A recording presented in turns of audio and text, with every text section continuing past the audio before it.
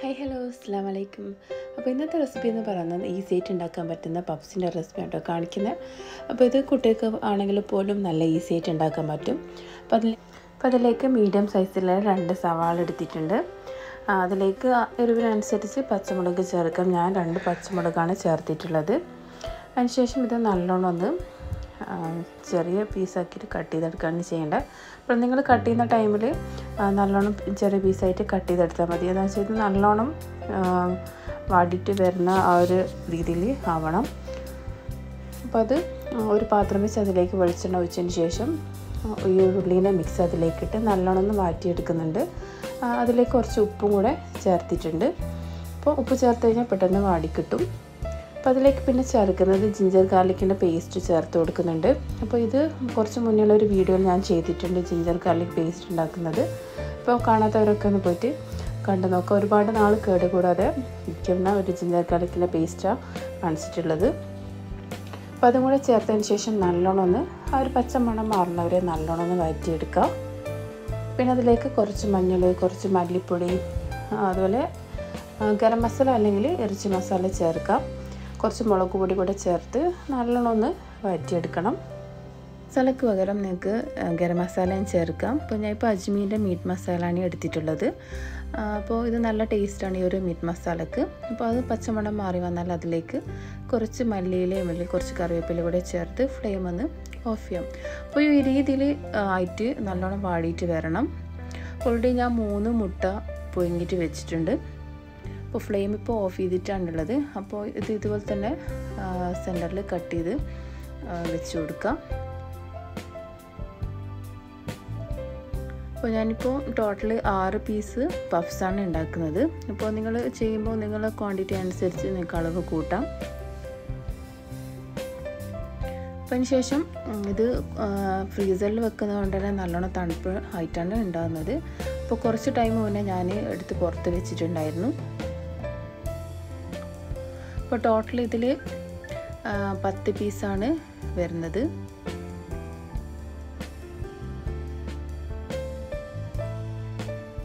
അപ്പോൾ നമ്മൾ ഇതെങ്ങനെ കുക്ക് ചെയ്യണമെന്നൊക്കെ കറക്റ്റ് ഇതിൻ്റെ ബാക്കിൽ ഇതുപോലെ തന്നെ എഴുതി വെച്ചിട്ടുണ്ട്. ഇതൊക്കെ ഒന്ന് കറക്റ്റായിട്ട് വായിച്ചു കൊടുക്കുക. അപ്പോൾ ഓരോ ബ്രാൻഡിന് ചിലപ്പോൾ ഓരോരോ രീതിയിലായിരിക്കും ഉണ്ടാകുന്നത്. അപ്പോൾ എനിക്ക് ഏറ്റവും നല്ല ബ്രാൻഡായിട്ട് തോന്നിയ ഒരു സിറ്റിസിൻ്റെ ആണ് ഏറ്റവും നല്ല ബ്രാൻഡായിട്ട് തോന്നിയത്. ഞാനിപ്പോൾ ഇതിൽ നിന്ന് 6 പീസ് മാത്രം എടുക്കുന്നുണ്ട്. അപ്പോൾ ഇത് തണുപ്പ് കുറച്ച് കൂടുതൽ പോയതുകൊണ്ട് തന്നെ സൈഡിലത് കുറച്ച് വിട്ട് വരാൻ കുറച്ചൊരു പാടുണ്ടായിരുന്നു. അപ്പോൾ അത് ഞാനിപ്പോൾ എടുക്കുന്നില്ല. അത് ഒന്ന് തണുത്തതിന് ശേഷം അത് പെട്ടെന്ന് ഇളക്കിയെടുക്കാൻ പറ്റും. അപ്പോൾ ഈ ഒരു സൈഡിൽ നിന്ന് ഞാനിപ്പോൾ 6 പീസ് ഒന്ന് മാറ്റി വെക്കുന്നുണ്ട്. അപ്പോൾ നമ്മളിപ്പോൾ പുറത്തുനിന്ന് വാങ്ങിക്കുന്നതിനേക്കാൾ നല്ല ടേസ്റ്റിൽ തന്നെ നമുക്കിത് വീട്ടിലുണ്ടാക്കിയെടുക്കാൻ പറ്റും. ഒരുപാട് നാളായി വിചാരിക്കുന്ന ഉണ്ടാക്കിയെടുക്കണം. അപ്പോൾ എൻ്റെ സിസ്റ്റർ ഉണ്ടാക്കി കഴിഞ്ഞപ്പോൾ ഞാൻ വിചാരിച്ചത് എന്തായാലും ഇതുപോലത്തെ ഒന്ന് ഉണ്ടാക്കി നോക്കാമെന്ന്. അപ്പോൾ അവൾ വാങ്ങിച്ചിട്ടുള്ളത് സ്വീറ്റ്സിൻ്റെ അല്ല വേറൊരു ബ്രാൻഡാണ് വാങ്ങിച്ചിട്ടുള്ളത്.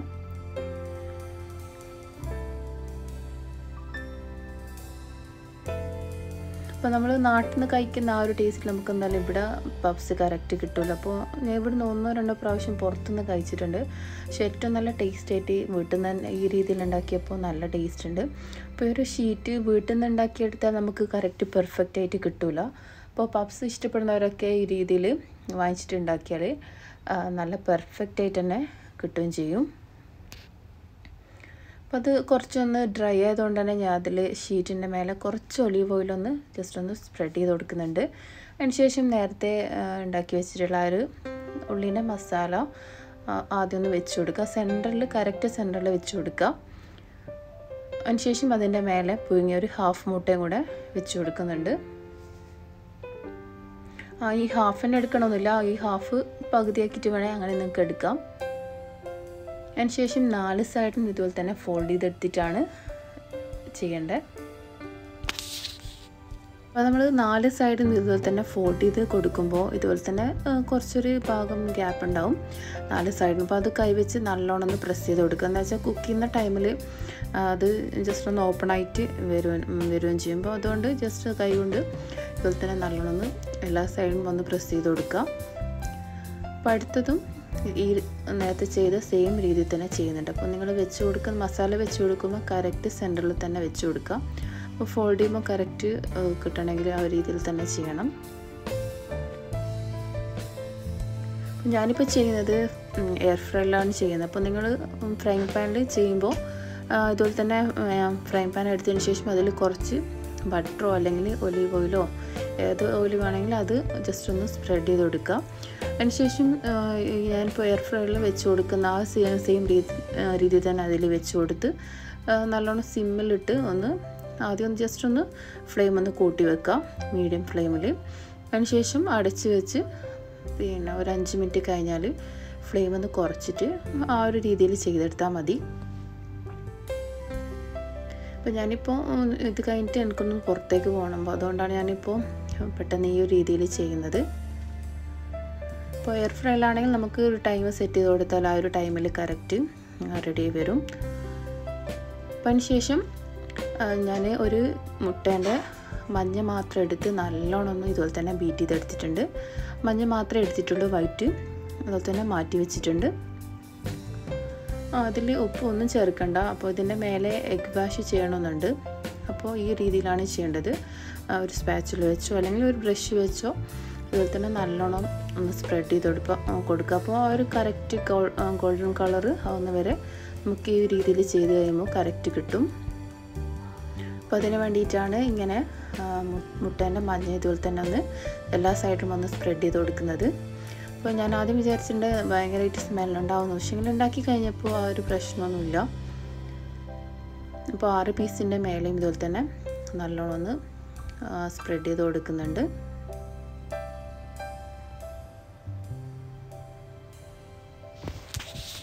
അപ്പോൾ ഞാനിത് ഉണ്ടാക്കുന്നത് ഇന്ന് എയർ ഫ്രൈയിലാണ് ഉണ്ടാക്കുന്നത്. അപ്പോൾ നിങ്ങൾ ഉണ്ടാക്കുന്ന ടൈമിൽ നിങ്ങൾക്ക് ഫ്രൈങ് പാനിലും ചെയ്യാം, സാധാരണ ഗ്യാസ് അടുപ്പിൽ വെച്ചിട്ട് ചെയ്തെടുക്കുകയും ചെയ്യാം. ഇത് കുറച്ച് പെട്ടെന്ന് ആവാൻ വേണ്ടിയിട്ടാണ് ഞാൻ ഇപ്പോൾ എയർ ഫ്രൈയിൽ ചെയ്യുന്നത്. അപ്പോൾ ഫ്രൈങ് പാനിൽ ചെയ്യുമ്പോൾ നിങ്ങൾ അതിൽ കുറച്ച് ബട്ടറോ അല്ലെങ്കിൽ ഓയിലോ ഒന്ന് സ്പ്രെഡ് ചെയ്ത് കൊടുക്കുക.